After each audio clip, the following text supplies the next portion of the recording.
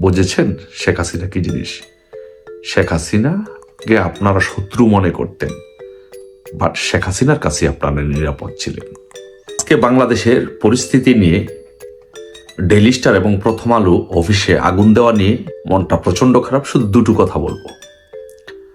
আমি ডেইলি স্টারের সম্পাদক মাহফুজ আনাম এবং প্রথম আলোর সম্পাদক মতিউর রহমান, তাদের কাছে দুটো প্রশ্ন করতে চাই, তারপর আরেকজনের কাছে আরেকটা প্রশ্ন করব। যে ডেইলি স্টারের সম্পাদক মাহফুজ আনাম এবং প্রথম আলোর সম্পাদক মতিউর রহমান, দুইজনের কাছে আমার প্রশ্ন এবং দুটি প্রতিষ্ঠানের কাছে আমার প্রশ্ন যে বাংলাদেশ আওয়ামী লীগের পুরা আমলটাতে আওয়ামী লীগের এমন কোনো হীন ভাষায় বা ষড়যন্ত্রমূলক নিউজ আপনারা করেন নাই। যাচ্ছে তাই ভাষা আওয়ামী লীগের বিরুদ্ধে কথা বলেছেন, সমালোচনা করেছেন। আওয়ামী লীগের বিরুদ্ধে এই মাহফুজ আনাম এবং মতিউর রহমান সর্বোচ্চ পরিমাণ ষড়যন্ত্র করেছে, কিন্তু আওয়ামী লীগের বিরুদ্ধে যা ইচ্ছা তাই করেছে এবং শেখ হাসিনাকে মাইনাস করার জন্য এই মাহফুজ আনাম এবং মতিউর রহমানরা সর্বোচ্চ চেষ্টা করেছে এবং শেখ হাসিনার বিরুদ্ধে সব রকমের অপপ্রচার এবং তার বিরুদ্ধে বিভিন্ন ধরনের নিউজ করা হয়েছে। ছাত্রলীগের বিরুদ্ধে করা হয়েছে, যুবলীগের বিরুদ্ধে করা হয়েছে, কিন্তু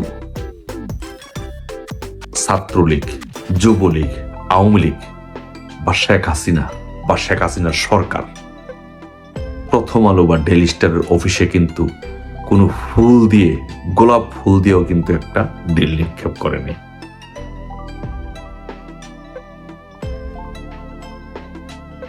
তার মানে কি আজকে বুঝতে পারছেন যে শেখ হাসিনা এই বাংলাদেশের জন্য শেখ হাসিনার প্রয়োজনীয়তা আজকে কি বুঝতে পারছেন? মতি ভাই, মাহফুজ আনাম ভাই, আপনারা সব কিছু করেছেন আওয়ামী লীগের বিরুদ্ধে, কিন্তু আপনাদের অফিসে কেউ আগুন দেয় নাই, আপনাদের অফিসে কেউ জেফত করে নাই, আপনাদের অফিস কেউ পুড়িয়ে দেয় নাই। আজকে পুড়িয়ে দিয়েছে। এখন বোঝেন, একবার চিন্তা করে দেখেন এই বাংলাদেশে শেখ হাসিনার প্রয়োজনীয়তা কতটুকু। আরেকটি কথা বলি, আরেকটা প্রশ্ন করি নিউ এজের সম্পাদক নুরুল কবিরের কাছে। ভাই, এই নুরুল কবির ভাই, আপনি আওয়ামী লীগের আমলে আওয়ামী লীগকে আপনার টকশুর মধ্যে, আপনার ভাষা দিয়ে, আপনার লেখনের মাধ্যমে একরকম যুদ্ধ ঘোষণা করেছেন আওয়ামী লীগের বিরুদ্ধে এবং শেখ হাসিনার বিরুদ্ধে। যাচ্ছে তাই ভাষা আপনি সমালোচনা করেছেন, গালাগালি করেছেন, কিন্তু ছাত্রলীগের কোনো ছেলে কিন্তু আপনার গায়ে হাত দেয়নি, যুবলীগের কোনো ছেলে আপনার গায়ে হাত দেয়নি, আওয়ামী লীগের কোনো ছেলে আপনার গায়ে হাত দেয়নি, আপনাকে কোনো মবের শিকার হতে হয়নি। আজকে কি হয়েছে? আজকে আপনি মবের শিকার হয়েছেন, আপনার গায়ে হাত দেওয়া হয়েছে। বুঝেছেন শেখ হাসিনা কি জিনিস? শেখ হাসিনাকে আপনারা শত্রু মনে করতেন, বাট শেখ হাসিনার কাছে আপনারা নিরাপদ ছিলেন। আর সর্বশেষ প্রশ্নটি আমি করতে চাই জাইমা ইসলামের কাছে, যে প্রথম আলো ডেইলি স্টারের যে সাংবাদিক, সম্ভবত উনি প্রথম আলো সাংবাদিক, যে একটা স্ট্যাটাস দিয়েছে যে দম নিতে পারছি না, তাকে মেরে ফেলা হচ্ছে। এই জাইমা ইসলামের কাছে আমি একটা প্রশ্ন করতে চাই, কথা বলতে চাই তাকে উদ্দেশ্য করে। তার মতো যারা এরকম শত জাইমা ইসলাম আছে তাদের কাছে আমি বলতে চাই, রে বোন, নগর যখন পড়ে দেবালয় তখন রক্ষা পায় না। আপনারা তো নগর পুড়ে দিচ্ছেন, এই দেশটাকেই পুড়ে দিচ্ছেন, মক্কা উস্কে দিচ্ছিলেন। শেখ হাসিনাকে শেষ করার মাধ্যমে এই দেশটাকে শেষ করতে চেয়েছিলেন, পুরো নগরকেই ধ্বংস করতে চেয়েছিলেন, পুরো নগরই পুড়তে চেয়েছিলেন। এখন কি আপনার দেবালয় রক্ষা পাবে? আপনি যেই প্রতিষ্ঠানে চাকরি করেন সেই প্রতিষ্ঠান রক্ষা পাবে? সেই প্রতিষ্ঠান তো আপনার এই নগরের ভিতরেই। নগর পুড়লে দেবালয় রক্ষা পায় না, আপনারা রক্ষা পাবেন না। তারপরে আপনাদের জন্য শুভকামনা, আপনারা ভালো থাকবেন। আমরা চাই আপনাদের কোনো ক্ষতি না হোক, আপনারা বেঁচে থাকুন, সুস্থ থাকুন, আপনাদের বিবেক, মানবিক মূল্যবোধ আদর্শিক চর্চা এগুলো জাগ্রত হোক। এগুলো জাগ্রত হওয়ার মাধ্যমে আপনারা শেখ হাসিনাকে অনুধাবন করেন এবং এই জঙ্গি যারা বর্তমানে বাংলাদেশটাকে নষ্ট করছে তাদের বিরুদ্ধে আপনারা আপনাদের কলম ধরেন, কথা বলেন, প্রতিবাদ করেন, দেশটাকে রক্ষা করেন। নয়তো আপনিও বাঁচবেন না, আপনার পরবর্তী প্রজন্ম বাঁচবে না। এরই মধ্যে জেনেছেন ইনকিলাব মঞ্চের প্রতিষ্ঠাতা এবং ঢাকা ৮ আসনের জাতীয় সংসদের জন্য মনোনয়ন প্রত্যাশী শরীফ ওসমান হাদি সিঙ্গাপুরে মৃত্যুবরণ করেছেন।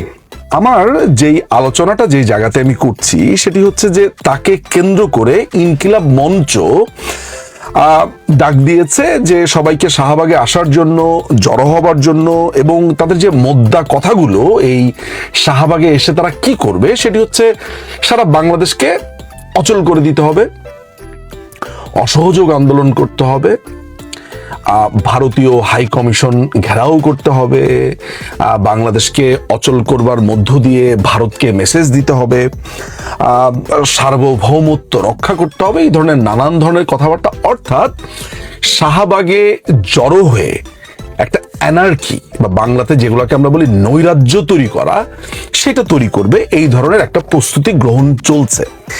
আমি একদম লিগ্যাল পার্সপেক্টিভ থেকে কয়েকটা প্রশ্ন তুলতে চাই যেটা আমার মনে হয় এই মুহূর্তে জরুরি। প্রথম কথা হচ্ছে যে হাদিকে যারা হত্যা করলো বা হাদি নিহত হলো, এরকম রাজনৈতিক কর্মী বা এই ধরনের নৈরাজ্যকারী হত্যাকাণ্ডের শিকার হয়েছে বাংলাদেশে, এটা নতুন না।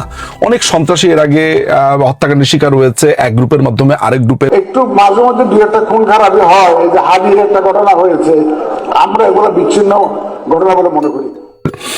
তো আলটিমেটলি ঘটনাটা যে হয়েছে সেটা হচ্ছে যে এই হাদির এই হত্যাকাণ্ডের তদন্ত আইন শৃঙ্খলা বাহিনী করবে, খুঁজে বের করবে কারা খুন করেছে, কিভাবে খুন করেছে, কিভাবে হলো।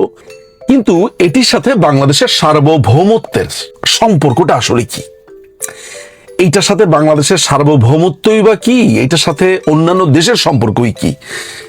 ভারতের হাই কমিশন ঘেরাও করবে, ঢাকাস্থ যেটি আছে সেটা, এবং ঢাকার বাইরে যা আছে সেখানেও আক্রমণ হতে পারে, এগুলো আমি শুনেছি। আমি এখনো পর্যন্ত বুঝতে পারিনি যে হাদির এই মৃত্যুর সাথে সার্বভৌমত্ব ভারতের সম্পর্ক কি। ভারতের সম্পর্কের একটা ক্লু আছে, এইটা বলে যে যারা খুন করেছে বলে অ্যালেজডলি বলা হচ্ছে, যদিও নিশ্চিত না, যেহেতু ট্রায়াল শুরু হয় নাই, কোনো প্রমাণ নাই, তদন্ত নাই, বলা হচ্ছে তারা ভারতে পালিয়ে গেছে। তো অতীতে তো আমরা এর আগেও দেখেছি যে বাংলাদেশে খুন খারাপি করে আমেরিকাতে চলে গেছে। জাতির জনককে হত্যাকাণ্ডের পরে লিবিয়াতে গেছে খুনিরা, আমেরিকাতে গেছে, কানাডাতে গেছে। 10 লাখ অস্ত্র মামলার আসামি কিংবা গ্রেনেড হামলার আসামি ইংল্যান্ডে ছিল। বুদ্ধিজীবী হত্যাকাণ্ডের অন্যতম হোতা চৌধুরী মঈনুদ্দিন ইংল্যান্ডে দশকের পর দশক কাটিয়ে দিয়েছে। মালয়েশিয়া, মধ্যপ্রাচ্য, এরকম অনেক জায়গাতে খুনিরা গিয়ে পালিয়েছে। শুধু পার্টিকুলারলি একটা খুনের ঘটনাতে ভারতকে এইভাবে আঙ্গুল তোলা, ভারতের হাই কমিশন দখল করা, এইটা যতটা না এই ক্ষোভের বহিঃপ্রকাশ ততটাই রাজনৈতিক। বাংলাদেশে ভারত বিদ্বেষী যেই অংশটা আছে 5ই আগস্টের পরে, তারা সেটাকে সম্প্রসারণ করে পুরো বাংলাদেশ ব্যাপী যে ছড়িয়ে দেবার যে তাদের উদ্দেশ্য, সেই উদ্দেশ্যেরই এক একটা পরিকল্পনা, বই অন্য কিছু না। আপনারা আমাকে একটা কথা বলেন তো, যে ধরা যাক ভারতে পালিয়ে গেছে, ভারতকে সেটা জানানো হলো, ভারত সেই অপরাধীদেরকে ধরলো, আমি যুক্তির খাতিরে ধরে নিচ্ছি যে ভারত তাদেরকে ধরলো। এখন আপনারা যারা দাবি করছেন তারা অবৈধ রাস্তাতে ভারতে ঢুকেছে, ভারত যদি তাদেরকে ধরে, তাহলে ভারতের যে ইমিগ্রেশন অ্যাক্ট আছে সেই অ্যাক্ট অনুযায়ী ডেফিনেটলি কেউ যদি অবৈধভাবে অনুপ্রবেশ করে ভারতে, তার বিচার ভারতে হবে। ভারত তো যদি ধরেও সে তো বাংলাদেশের কাছে ফেরত দিবে না, ভারত সেখানে বিচার করবে, একটা লম্বা ট্রায়াল হবে, শাস্তি হবে। বাংলাদেশ যদি সেই পর্যন্ত অপেক্ষা করতে পারে এবং সেই শাস্তি শেষ হওয়ার পর বাংলাদেশ অথরিটির অনেক রুলস এন্ড প্রসিডিউর আছে যেটা মেনটেন করে ভারত হয়তোবা ফেরত দেবে, সেগুলো ডিপেন্ড করবে অনেক রুলস এন্ড রেগুলেশন, আইন, এগুলোর উপরে। আমি সেগুলোতে যাচ্ছি না। আমার কথা হচ্ছে যে শরীফ ওসমান হাদির এই হত্যা হত্যাকাণ্ডের মধ্য দিয়ে বাংলাদেশের সার্বভৌমত্বের প্রশ্নটা কি এটা জানা দরকার। আমার একই সাথে জানা দরকার যে ভারতের সাথে এটা সম্পর্কটা কি, ভারত এখানে কি করেছে। একই সাথে বুঝতে পারছি না আওয়ামী লীগই বা এখানে কি করেছে। কেননা যেই ছেলেটি বা যেই ছেলেদ্বয় বা যেই গোষ্ঠী তাকে হত্যা করেছে বলে এদের পক্ষের লোকজনই বলছে, আমরা দেখতে পাচ্ছি যে তারা ওসমান হাদির নির্বাচনী প্রচারণাতে অংশ নিয়েছে, শরীফ ওসমান হাদির সাথে তার ইনকিলাব মঞ্চের কালচারাল সেন্টারে যাচ্ছে, তার সাথে বসে চা খাচ্ছে, তার সাথে ঘুরছে।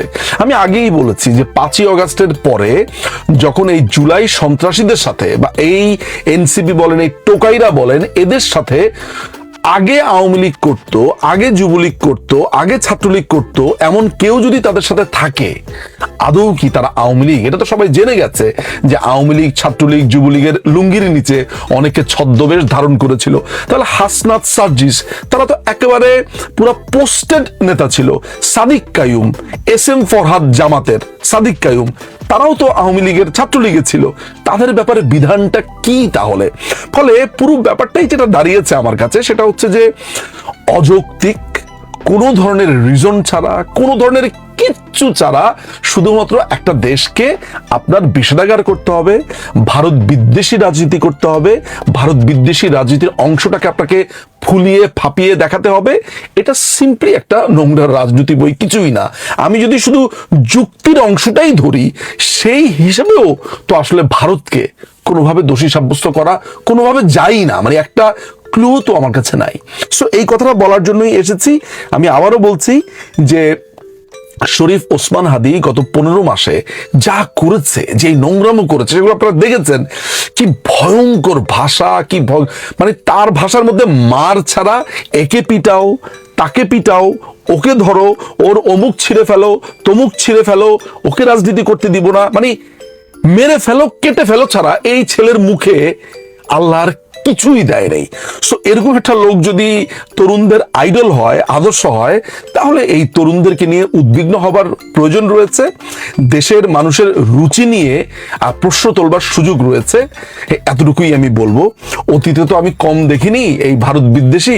আপনাদেরকে একটা গল্প বলে একটু শেষ করি। সেটা হচ্ছে মাওলানা ভাসানী ভয়ঙ্কর রকমের ভারত বিদ্বেষী হয়ে গেছিলেন একটা সময়। সেগুলো সলুক সন্ধান করতে করতে আমরা পরবর্তী সময় জানতে পারি যে মুক্তিযুদ্ধের সময় এবং মুক্তিযুদ্ধের ঠিক পরপর মাওলানা ভাসানী ইন্দিরা গান্ধীকে 2টো চিঠি লেখে।